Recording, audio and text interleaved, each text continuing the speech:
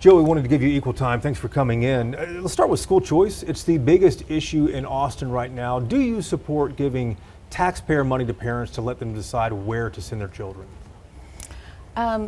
Sure, I support school choice and accountability and good, strong rural public schools.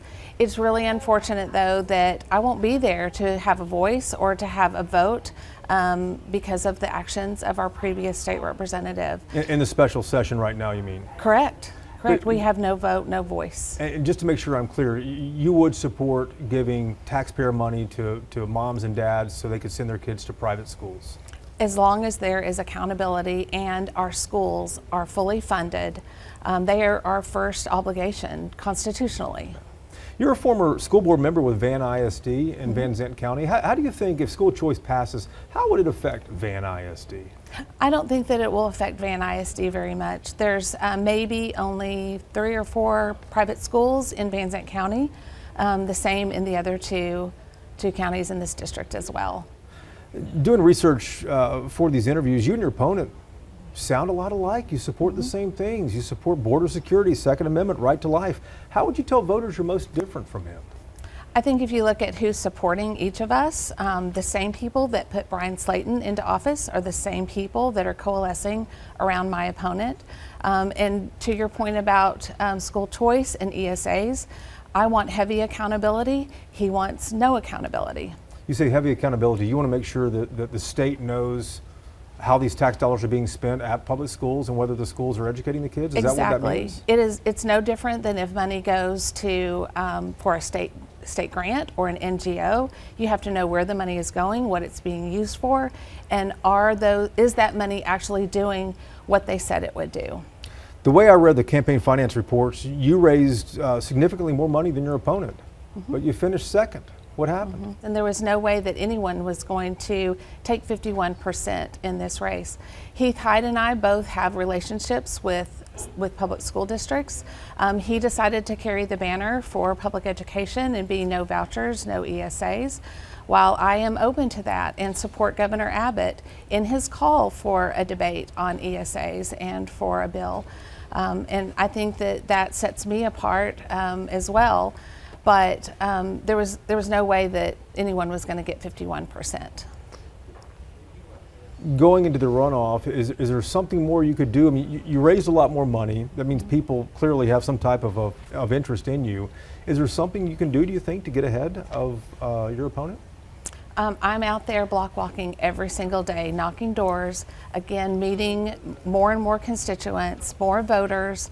I'm talking to Heath Hyde, talking to some of his supporters, and I believe they will ultimately come over and support me. I'm already receiving some of that support already. Well, let me ask about the money a different way than here. You raised more than your opponent, but still finished second behind him. Why do you think your opponent got more votes than you did if you raised so much more money than he did? Well, he is from the largest county in this district, Hunt County, and he has name ID with a lot of the businesses in Hunt County, while my business is here in Dallas. So I had that hurdle to overcome, is to get name ID and recognition, and I do feel like that we have overcome that. We came in second, but we will come in first at the end of this race at the runoff. There are a number of other people who ran in this race. Are you reaching out to them to ask for their support, to ask for their votes? I have had conversations with some of them, and I think that they are rightfully so sitting back for a little bit. They still need to process their loss. I really, really appreciate the races that they ran. They ran good races. I'm very thankful that they were in this race. They're all really good people, and I feel like at the end of this, I made some new friends. In your opinion right now, Jill, what are the 2 biggest issues facing House District 2? Well, it's not just my opinion. It is it's Hunt, Hopkins, and Van Zandt County's opinion, going door to door every day, almost for the last 5 months. Overwhelmingly, our constituents are concerned about the border and property taxes. The border is a long way from northeast rural Texas. What are they so concerned about that encroaching on their area? It is costing Texans our tax dollars. And until we can get the border under control, then our property taxes are not going to continue to lower. The last legislative session, they did a great job of lowering some of those property taxes, but with all the migrants coming across by the thousands, the latest number that I saw was $10.4 billion that it is costing Texans right now in justice, education, services, and they are concerned about that. Some have said some have said the Republican Party of Texas is in the middle of a civil war right now. How would you describe it? I think that we have had our differences over the last decade or so. My goal has always been to unify the Republican Party, to grow the Republican Party, because really this is about numbers. At the end of every election, it's about who can get their vote out. Right. But we do need to grow the Republican Party, and as long as we're continued to be divided, we're going to just continue to not be unified. So I'm really interested that's been my focus over the last 10, 15 years. But right now, my focus is House District 2. It's Hunt, Hopkins, and Van Zandt counties. Do you see a way that the Republican Party of Texas can heal itself from what's going on, from what we're watching in Austin, from this race that we're watching in House District 2? I certainly hope so, and I think the best way to heal is going to be through education.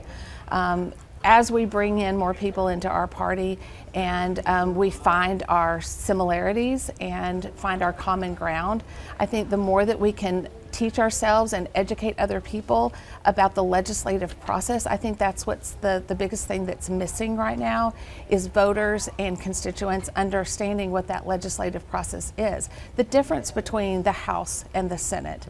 That the Speaker of the House is appointed by the House members, while the leader of the Senate, Lieutenant Governor, is voted in and elected by Texans. So there are some clear differences between the two chambers.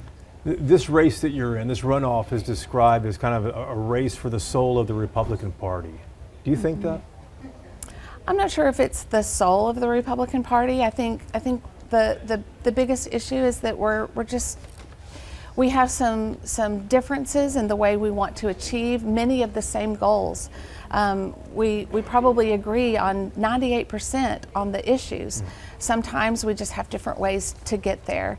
And while I want every Republican at the seat, having a seat at the table, but the last thing we need to be doing is airing out those differences in the public. We really need to be bringing those together. Let's hash them out among each other and then come out of those meetings together and unified. You're a Republican in this race, but you've been described by your opponent as a liberal in this campaign. Are you?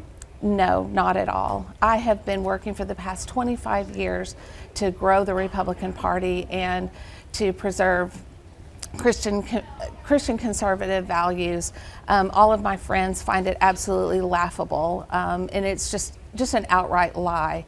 Looking back at the election we just ran, leading up to November 7th, I look at the other Republican candidates, my opponents, and I've probably done more for the Republican Party than all four of them combined. A couple last questions here too. You say that you would protect life from conception to natural death. Explain what that means. Do you think that all abortion should be illegal? Yes, I do. I do think that it should be. Any Yes. exceptions at all that you would support, whether a mother's life or rape victims or a child under 18? I'm a strong Christian, strong conservative.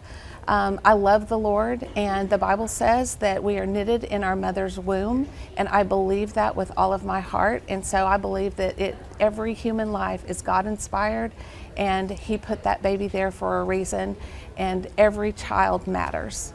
You also say on your website one of your issues is that you would secure the border with Mexico. That's an easy thing for any Republican to say, but you don't say how you would do it.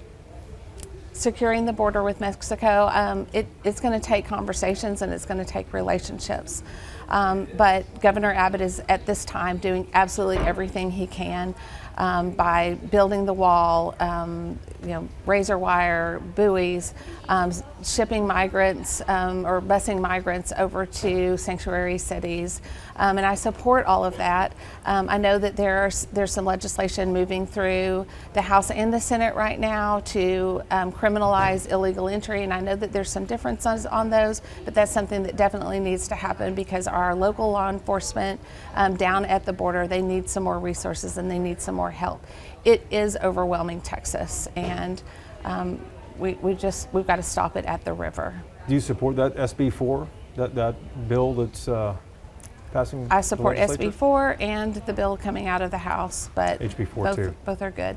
Jill, thank you for the time. All right, thank you.